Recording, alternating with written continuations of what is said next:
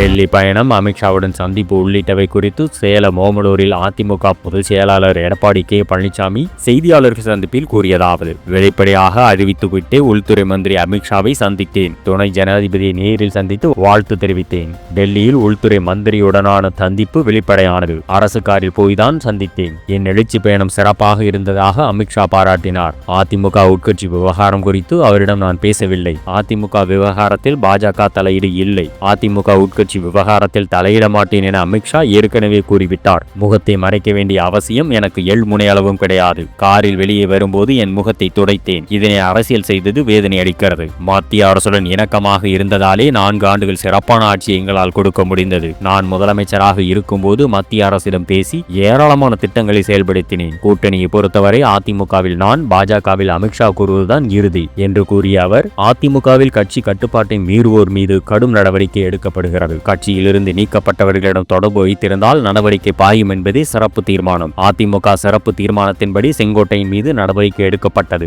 ஜெயலலிதாவால் வெளியேற்றப்பட்டவர்தான் தினகரன். 10 ஆண்டுகள் கட்சியிலிருந்து அவர் நீக்கப்பட்டிருந்தார். என்னை முகமுடி அணிந்து சென்றதாக தினகரன் கடுமையாக விமர்சனம் செய்கிறார். டிடிவி தினகரன் தான் முகமுடி அணிந்து கூட்டணிக்குள் வர முயற்சிக்கிறார். பாஜக கூட்டணியிலிருந்து தினகரன் வெளியேறிய நோக்கம் எனக்கு தெரியாது என்று தெளிவுபடுத்திய அவர், பிரதமர் சென்னை வந்தபோது எதிர்க்கட்சி தலைவராக இருந்த மு.க. ஸ்டாலின் கருப்பு கொடி காட்டினார். முதலமைச்சர் ஆன பின் பிரதமருக்கு வெள்ளை கொடி காட்டுகிறார் மு.க. ஸ்டாலின். காங்கிரஸ் கட்சியில் சிலர் நாங்கள் 117 இடங்களில் போட்டியிடுவோம், ஆட்சி அதிகாரத்தில் இடம்பெறுவோம் என பேசி வருகின்றனர். முதலமைச்சர் மு.க. ஸ்டாலின் இருவேறு நிலைப்பாட்டை எடுத்து வருகிறார். திமுகவுக்கு எவ்வளவோ தீங்கிழைத்தது காங்கிரஸ். காங்கிரசுடன் உறவு கொள்ளவில்லையா திமுக? ஒரு முதலமைச்சர் என்ன பேசுவது என்று தெரியாமல் பேசுகிறார். இவ்வாறு பேசுவது அவருக்கு அழகல்ல. எங்களை பற்றி விமர்சிக்க ஒன்றுமில்லாததால் எதை பேசுவது என்று தெரியாமல் முதலமைச்சர் விமர்சனம் செய்கிறார். இவ்வாறு அவர் கூறினார்.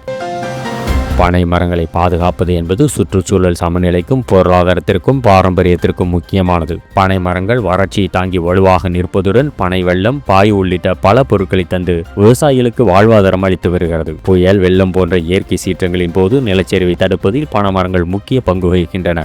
இந்த நிலையில் பனை மரத்தை வெட்ட மாவட்ட கலெக்டர் அனுமதி கட்டாயம் என தமிழக அரசு அரசாணை வெளியிட்டுள்ளது. இது தொடர்பாக தமிழக அரசு வெளியிட்டுள்ள அரசாணையில் பனை மரத்தை வெட்டி விற்கவும் செங்கல் சூளைக்கு பயன்படுத்துவதை தடுக்கும் விதமாக நடவடிக்கை எடுக்கப்பட்டுள்ளது. பனை மரம் வெட்ட கலெக்டர் அனுமதி கட்டாயம். தவிர்க்க இயலாத சூழலில் பனைமரங்களை வெட்ட நேரிட்டால் கலெக்டர் அனுமதி பெறுவது கட்டாயம். பனை மரங்களை வெட்ட உழவர் செயலியில் விண்ணப்பிக்க வேண்டும். வெட்டப்பட்ட பனை மரங்களை வேறு இடத்திற்கு எடுத்துச் செல்லும் போது அனுமதி கடிதம் கட்டாயம். நீர்நிலைகளின் காவலன் என்று அழைக்கப்படும் பனை மரங்களை பாதுகாப்பு நோக்கில் இந்த நடவடிக்கை எடுக்கப்பட்டுள்ளது. இவ்வாறு அதில் தெரிவிக்கப்பட்டுள்ளது. பனை மரங்களை பாதுகாக்கும் நோக்கில் சட்டசபையில் 110 விதியின் கீழ் பனை மரத்தை வெட்டக்கூடாது என தீர்மானம் நிறைவேற்றப்பட்டுள்ளது. பனை மரம் வெட்ட வேண்டும் என்றால் கலெக்டர் அனுமதி பெற்றுதான் வெட்ட வேண்டும். மேலும் பனைமரத்தை வெட்டினால் கடுமையான தண்டனை வழங்கப்படும் என்று மதுரை ஹைகோர்ட் உத்தரவு பிறப்பித்தது குறிப்பிடத்தக்கது.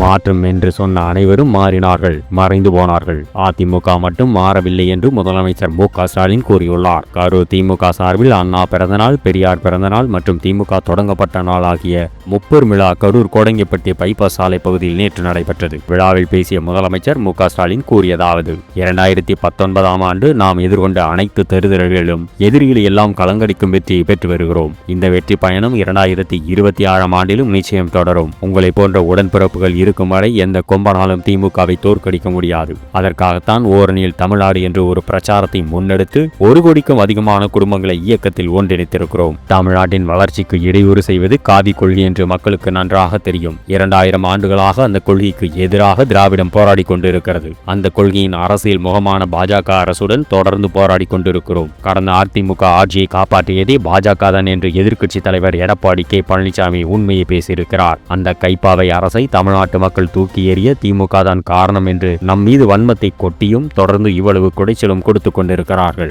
அதை பார்த்து பயந்து முடங்கி விடுவோம் என்று நினைத்தார்கள். தமிழ்நாட்டு அரசியலுக்கு வந்த அனைத்து கட்சிகளுமே திமுகவை அழிப்போம், ஒழிப்போம் என்று சொன்னார்கள். திமுகவிற்கு நாங்கள் தான் மாற்று என்று கூறுவோர் என்ன மாற்றப் போகிறார்கள்? மாற்றம் என்று சொன்ன அனைவரும் மாறினார்கள், மறைந்து போனார்கள். ஆனால் திமுக மட்டும் மாறவில்லை. ஆட்சி பொறுப்புக்கு வந்தபோது எவ்வளவோ நெருக்கடியில் வந்தோம். ஆனால் எந்த மாநில அரசும் செய்யாத அளவுக்கு ஏராளமான திட்டங்களை செயல்படுத்தி முதன்மை மாநிலமாக முன்னேற்றி இருக்கிறோம். இதனால்தான் திராவிட மாடல் அரசை பார்த்தால் சிலருக்கு வயிறு எரிகிறது. வாய்க்கு வந்த அவதூறுகளை அள்ளி வீசுகிறார்கள். எடப்பாடி பழனிசாமி ஆட்சியில் எதையும் செய்யாமல் தமிழ்நாட்டின் உரிமைகளுக்காக குரல் கொடுக்கும் தெம்போ திராணியோ இல்லாமல் அடிமை சாசனம் எழுதி கொடுத்தார். பாஜக தன்னுடன் இருக்கிறது என்று இப்போதும் வாய்த்துடுக்கோடு பேசி வருகிறார். எதிர்க்கட்சி தலைவர் என்ற மாண்பே இல்லாமல் தரம் தாழ்ந்து என்னை உரிமையில் பேசிக் கொண்டிருக்கிறார். கொள்கை இல்லாமல் தொலைநடுங்கும் அவரது தரத்தை மக்களை எடை போட்டுக் கொள்வார்கள் என்று நானும் விட்டுவிட்டேன். ரெய்டுகளில் இருந்து தன்னை காப்பாற்றிக் கொள்ள அதிமுகவை அடகு வைத்திருக்கிறார். அதிமுகவை தொடங்கிய போது அண்ணாயிசம் என்று சொன்னார்கள். அதை இப்போது எடப்பாடி பழனிசாமி அடிமையிசம் என்று மாற்றி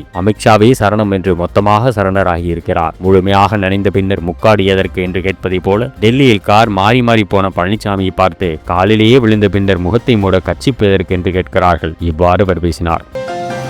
சென்னை உயர்நீதிமன்றத்தில் தமிழக வெற்றி கழகத்தின் துணை பொதுச் செயலாளர் நிர்மல்குமார் தாக்கல் செய்த மனு தொடர்பாக நேற்று விசாரணை நடைபெற்றது. மனுவில் தாவேகா தலைவர் விஜய் டிசம்பர் 20 வரை மாநிலம் முழுவதும் பிரச்சாரம் மேற்கொள்ள உள்ளார் எனவும், திருச்சியில் நடந்த பிரச்சாரத்தின் போது போலீசார் கடுமையான நிபந்தனைகள் விதித்தனர். அவற்றை கட்சி பின்பற்றினாலும் பிற அரசியல் கட்சிகளுக்கு இத்தகைய நிபந்தனைகள் விதிக்கப்படவில்லை என்று கூறப்பட்டது. எனவே அனைத்து கட்சிகளுக்கும் ஒரே விதமான நிபந்தனைகள் விதிக்கப்பட வேண்டும் என்று மனுதாரர் கோரியுள்ளார். விசாரணையின் போது மனுதாரர் தரப்பில் மூத்த வக்கீல் வி ராகவாச்சாரி, கர்ப்பிணி பெண்கள், குழந்தைகள், மாற்றுத்திறனாளிகள் வரக்கூடாது போன்ற நடைமுறைப்படுத்த முடியாத நிபந்தனைகள் போலீசார் விதிக்கின்றனர். மேலும் அனுமதிகளை கடைசி நேரத்தில் வழங்குவதால் ஏற்பாடுகள் சிரமமாகிறது என்று வாதித்தார். இதற்கு நீதிபதி பொதுக்கூட்டங்களால் பொதுமக்களுக்கு இடையூறு, சாலைகள் முடக்கம், பொது சொத்துக்கள் சேதம் போன்ற பிரச்சனைகள் ஏற்படுகின்றன. மக்களின் பாதுகாப்பை உறுதி செய்வது அவசியம் என குறிப்பிட்டார். அரசு தரப்பில் கூடுதல் குற்றவியல் வழக்கறிஞர் ராஜ்திலக், மற்ற கட்சிகளுக்கு போலவே தாவேகாவுக்கும் நிபந்தனைகள் விதிக்கப்படுகின்றன. ஆனால் திருச்சியில் நடந்த கூட்டத்தில் கட்சி தொண்டர்கள் சில விதிமுறைகளை மீறினர் என்று புகைப்பட ஆதாரங்களுடன் சமர்ப்பித்தார். அந்த புகைப்படங்களை பார்த்த நீதிபதி அபாயகரமான முறையில் உயர்ந்த இடங்களில் தொண்டர்கள் ஏறி நின்றதை நானும் கவனித்தேன் என குறிப்பிட்டார். மேலும் நீதிபதி அனைத்து அரசியல் கட்சிகளுக்கும் ஒரே மாதிரியான வழிகாட்டு நெறிமுறைகள் அவசியம். கூட்டங்களில் பொது சொத்துக்கள் சேதமடைந்தால் அதற்கான நிவாரணத்தை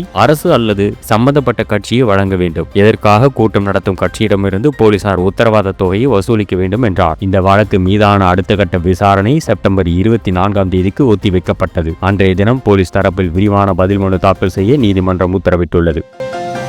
அரசியலுக்கு வந்தால் சேவை செய்ய வேண்டுமே தவிர தற்பெருமை பேசக்கூடாது என விஜய்க்கு சீமான் அறிவுரை வழங்கியுள்ளார். சென்னை கிண்டியில் நாம் தமிழர் கட்சியின் தலைமை ஒருங்கிணைப்பாளர் சீமான் செய்தியாளர்களை சந்தித்தார். அப்போது விஜய் விமர்சிப்பது ஏன் என்பது குறித்த கேள்விக்கு அவர் பதிலளித்து பேசியதாவது: திரைத்துறையில் உச்சத்தை விட்டுவிட்டு வந்துள்ளேன் என்று கூறுகிறீர்கள். உச்சத்தை விட்டுவிட்டு வந்துள்ளேன் என்று கூறினால் உங்களை யார் வர சொன்னது என்ற கேள்வி வருகிறது. அரசியலுக்கு வந்தால் சேவை செய்ய வேண்டுமே தவிர தற்பெருமை பேசக்கூடாது. விஜய் மற்றவர்களுக்கு வேண்டுமானால் தலைவர், விஜய் எனக்கு தம்பி, இப்படி சொல்லாதே என்று கூற வேண்டிய கடமையும் பொறுப்பும் எனக்கு உள்ளது. இந்த கோட்பாட்டுக்காகத்தான் எம்ஜிஆர் அண்ணாவை வைத்துள்ளோம் என அவரால் கூற முடியுமா? நான் தெளிவாக கூறுகிறேன். நான் ஆள் மாற்றம், ஆட்சி மாற்றத்திற்காக வரவில்லை. அரசியலமைப்பு அடிப்படை மாற்றத்திற்காக வந்துள்ளேன். இங்கு தேர்தல் அரசியல், கட்சி அரசியல் உள்ளது. மக்கள் அரசியல் இல்லை என்று நான் கூறுகிறேன். இங்கு செய்தி அரசியல், விளம்பர அரசியல் உள்ளது.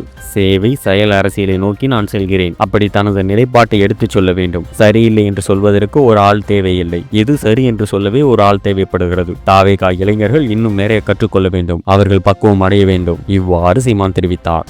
மேலும் செய்திகளுக்கு எங்கள் பிஹைண்ட் மீ நியூஸ் சேனலோடு இணைந்திருங்கள். If you enjoyed this video and for more videos, please like, share and subscribe Behind Me Media.